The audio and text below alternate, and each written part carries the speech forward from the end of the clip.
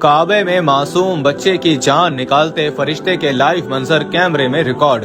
Video ने पूरी दुनिया को खून के आंसू रुला दिया। दोस्तों, आज की वीडियो में हम आपको बता रहे हैं काबे में होने वाले एक ऐसे वाक्य के बारे में जिसने सारी दुनिया के होश उड़ा दिए। जिस किसी ने भी इस मंजर को देखा इस्तग़फ़ार पढ़ने लगा और अपने गुनाहों की माफी मांगने लगा। काबे में नजर आने वाले इस मंजर ने जैसे सब पर जिंदगी की हकीकत आश्कार कर दी। काबे में ऐसा भी कौन सा मंजर नजर आया था कि लोगों की जिंदगियों का रुख ही बदल गया। जानने के लिए वीडियो को आखिर तक जरूर देखिए और अगर आपने अभी तक हमारे चैनल को सब्सक्राइब नहीं किया तो इसे सब्सक्राइब कर लीजिए और साथ ही बेल आइकन को दबा दीजिए ताकि हमारी आने वाली हर वीडियो की अपडेट आपको मिलती रहे। दोस्तों, खाना काबा खुदा का घर है जहाँ जाकर चलते हुए दिलों को करार आ जाता है। दिलों में मौजूद बुग़्ज़ नफरत कहीं दूर जा सोती है। लोग यहाँ टूटे हुए और शिकस्ता दिल लेकर आते हैं लेकिन बदले हुए हिदायत याफ्ता दिल लेकर वापस जाते हैं, क्योंकि यहाँ नफरतें धुल जाती हैं और खाली दिलों को मोहब्बतें अदा करती जाती हैं। लेकिन कभी कभी अल्लाह ताला खाना खुदा को भी इंसान के लिए इबरत का निशान बना देता है और यहाँ पर आने वाले लोग इस तरह से हिदायत याफ्ता होते हैं कि फिर सारी जिंदगी उन्हें गुनाह करने की जरूरत नहीं होती। और कुछ लोग यहाँ आकर भी कभी हिदायत के रास्ते पर नहीं चल सकते बल्कि हिदायत के रास्ते से भटक जाते हैं। दोस्तों, साजिद एक गुनहगार इंसान था। वो शहर में बहुत मशहूर था, जो कि चोरियां किया करता था, चलते मुसाफिरों को अपनी लूट मार का निशाना बनाता। लोग अपनी माँ और बेटियों को उससे छुपा कर रखते क्योंकि उसकी वजह से कोई भी महफूज नहीं था। एक रात वो सोया तो उसने ख्वाब में देखा कि वो मर चुका है और कयामत का दिन है। सब लोगों में नफ्सा नफ्सी का आलम है। हर कोई बस अपनी जान की बख्शिश का तलबगार है और इसी के लिए गिड़गिड़ा रहा है। कोई हमारे प्यारे नबी करीम हजरत मोहम्मद मुस्तफा सल्लल्लाहु अलैहि वसल्लम की जाते मुबारका को तलाश कर रहा है ताकि अपनी बख्शिश करवा सके। कोई नूरानी चेहरों के साथ ऊंचे तख्तों पर विराजमान है।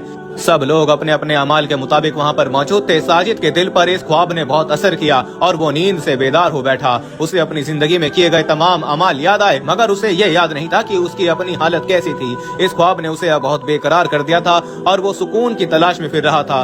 उसने शराब पीना शुरू कर दिया मगर सुकून कहीं दूर जा सोया था। पहले तो वक्ती तौर पर उसे सुकून मिल जाता मगर अब सुकून का निशान भी नहीं था। इसी बेकरारी में उसकी पूरी रात कट गई और वो आने वाली रातों में भी उसे नींद नहीं आई। जैसे ही उसकी आंख लगती तो मैदान हशर उसकी आंखों के सामने घूमने लगता। ये नजारा उसे बहुत तकलीफ देता और उसे इतना खौफजदा कर देता कि वो उठकर रोने लगता। इसी कैफियत में कई दिन गुजर गए थे। बहुत दिनों से उसने कोई जुर्म भी नहीं किया था। हर वक्त अपने कमरे में ही छुपा रहता। जाने कौन सा डर था जो उसकी जात से चिमट गया था। जब अपनी कैफियत से बहुत ज्यादा परेशान हो गया और बेजार हो गया तो उसने अपने खास चेले को बुलाया और उससे सब कुछ बयान कर दिया। उसका चेला भी अपने मालिक का यह हाल देखकर हैरान रह गया कि कहाँ उसका गुनाहगार मालिक और कहाँ इस तरह के दीन के ख्वाब आना और उसका इस तरह से बेचैन होना। उसका चेला समझ गया कि शायद खुदा इसे हिदायत देना चाहता है, इसलिए इसे एक अल्लाह वाले का पता बता दिया कि इसके पास जाओ, शायद वो तुम्हारे दर्द का कोई दरमा कर सके। साजिद उम्मीद की कैफियत में उठा और उस अल्लाह वाले के पास जा पहुंचा। अल्लाह वाले से कुछ देर बातें करने के बाद उसके दिल का बोझ हल्का हुआ। वो घर लौट आया। उस रात वो कई दिनों बाद चैन की नींद सोया था, मगर ये चैन की नींद ज्यादा दिन तक उसका मुकद्दर न रह सकी। उसे फिर से वही बेचैनी लाहक हुई। वो दोबारा उसी अल्लाह वाले के दरबार में जा पहुंचा। अल्लाह वाले को उसके मामला समझ में आ रहे थे कि गुनाहों ने उसके दिल को बेचैन कर दिया है। उस पर बहुत सारे बंदों के हुकूक थे। अल्लाह अपने हुकूक तो माफ कर देता है लेकिन बंदों के हुकूक कभी भी माफ नहीं करता और जब तक वो बंदों से उसके हुकूक माफ नहीं करवा लेता तब तक उसे चैन नहीं मिलने वाला था। अल्लाह वाला उसे मायूस करके लौटाना भी नहीं चाहता था। वो जानता था कि अगर अल्लाह की तरफ से उसे हिदायत मिल रही है तो वो जरूर हिदायत याफ्ता हो जाए। इसलिए अल्लाह वाले ने उसको हज या उम्रा करने का मशवरा दिया। बात साजिद के दिल को लगी और वो तैयारियां करने लगा, मगर उसके जहन में फौरन ये ख्याल है कि उसने तो सारी जिंदगी हराम का माल इकट्ठा किया है।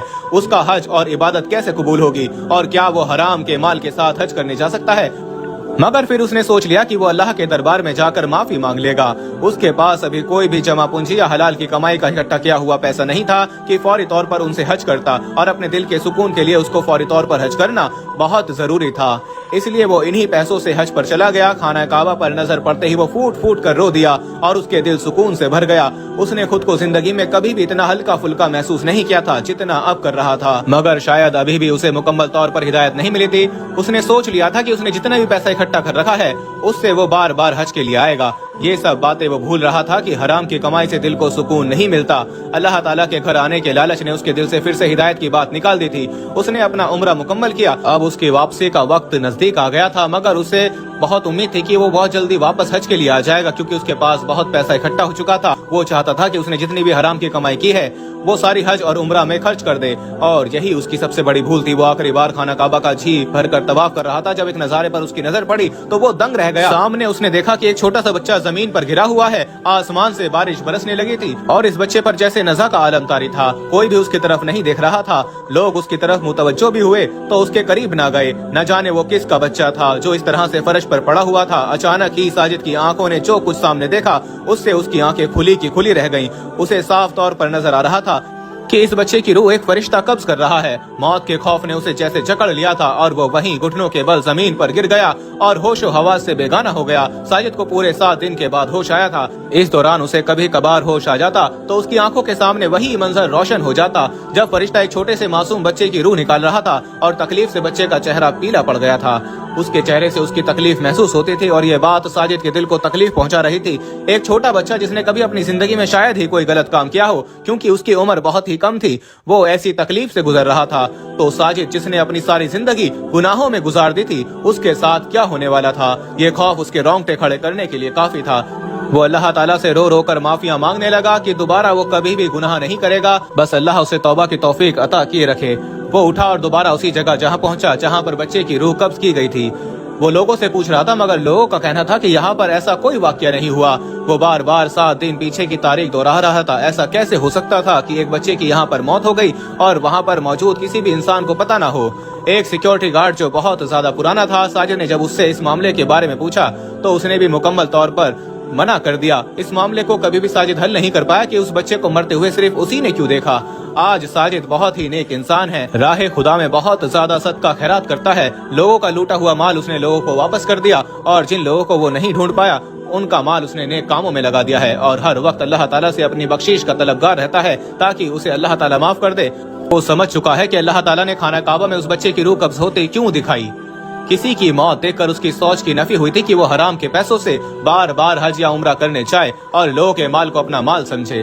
दोस्तों, अल्लाह ताला की जात बड़ी बेनियाज है, जब चाहे इंसान को कुछ भी अता कर देती है। गुनाहगार से गुनाहगार इंसान को हिदायत के लिए इस तरह अपने दर पर झुकाते हैं कि बाकी तमाम बातें बेमानी होकर रह जाती हैं। अल्लाह ताला हम सबको हिदायत नसीब फरमाए। आमीन या रब्बुल आलमीन।